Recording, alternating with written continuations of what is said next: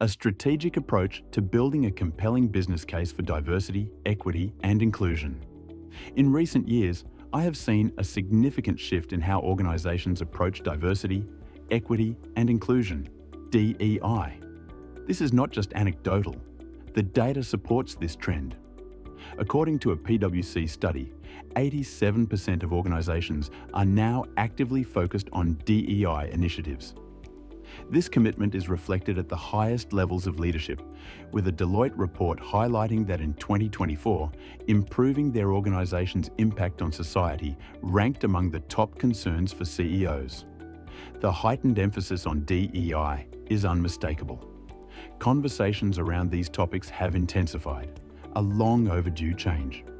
However, despite the growing focus, Chief Diversity Officers, CDOs, and Chief Human Resource Officers, CHROs, continue to face significant challenges. The journey towards creating a truly inclusive and equitable workplace is complex, and the path forward remains unclear for many. One of the biggest challenges for many of the professionals I've spoken to is securing buy-in from leadership and other key stakeholders. To address this, it is essential to develop a strategy that highlights the benefits of investing in DEI and outlines how these goals will be achieved. In today's newsletter, I will show you how to build a compelling business case for diversity, quantify its value, and secure stakeholder buy-in. What is diversity, equity, and inclusion? DEI. If you are reading this newsletter, you will almost certainly know and understand what DEI means, but your leadership team may not fully grasp its scope. To win them over, you'll need to break it down for them. In simple terms, DEI stands for diversity, equity, and inclusion. These are organizational frameworks aimed at promoting fair treatment and full participation of all people, especially those who have historically been underrepresented or discriminated against based on identity or disability. Many companies are investing time and resources into DEI initiatives. A recent Workday survey of 2,600 global business leaders, including CEOs and leaders from HR, finance, IT, and sales, reveals that 78% say the importance of DEI increased in the past 12 months, with 85% stating they have a budget for DEI initiatives, an 11% increase compared to last year's survey. The survey highlights the top reasons for supporting DEI this year: positively impacting business success and results, 39%, improved employee engagement, 40%, and staff well-being, 41%. Attracting and recruiting a diverse workforce, 43%. All of this bodes very well for organizations investing in DEI this year. How do you build a winning business case for DEI? Great, you've explained what DEI is to your stakeholders. However, understanding DEI is just half the battle.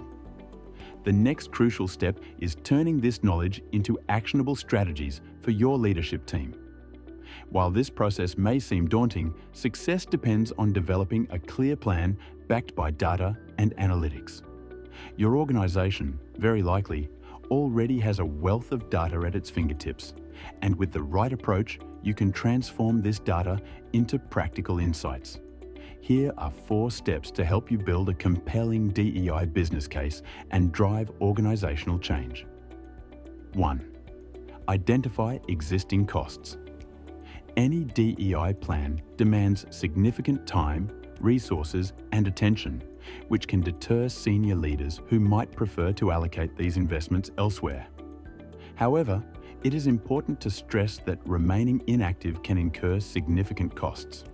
To win leadership buy-in, outline the current costs associated with a lack of diversity and inclusion in your organization. 2. Highlight potential benefits. On the flip side, it is also important to highlight the benefits. Diverse companies have been shown repeatedly to be more profitable, innovative, and better at decision-making. According to McKinsey, companies with higher gender diversity are 21% more likely to experience increased profitability, while ethnically diverse companies are 35% more likely to achieve better financial returns. 3. Decide what to measure people analytics. Where you analyze data about people to solve business problems, can make diversity and inclusion measurable. So, which diversity and inclusion metrics should you focus on? Female ratio and minority ratio. These metrics will show how many women and minorities you have throughout the organization, as well as in each department, location, and job function. Are women and minorities represented at all levels of the organization? Compa ratio. This ratio compares an employee's pay to the midpoint of the pay range for their role. It is useful for evaluating how well paid someone is relative to others and identifying any gender or minority-based pay disparities. Do women and minorities have higher or lower compa ratios compared to the overall organization? Performance ratings. These ratings can reveal unconscious bias, learned stereotypes that affect behavior toward minority groups. Compare the performance ratings of women and minorities to those of the rest of the organization. Is any group being evaluated more positively or negatively? Any disparities in the percentage of women or minorities, their compa ratios, or their performance ratings serve as red flags that warrant follow-up and highlight key areas for focusing your diversity and inclusion efforts. 4.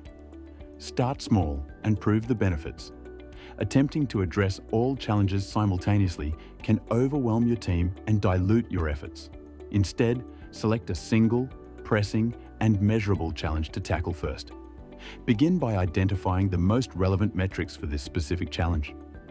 Once you have established these metrics, track your organization's progress over time by comparing data month over month and quarter over quarter. This focused approach allows you to determine if your interventions are making any impact. Concentrating on one challenge at a time can help you gather clear, actionable data. This data will highlight specific areas that need improvement, guide you in making the necessary changes, and indicate whether your efforts have been successful.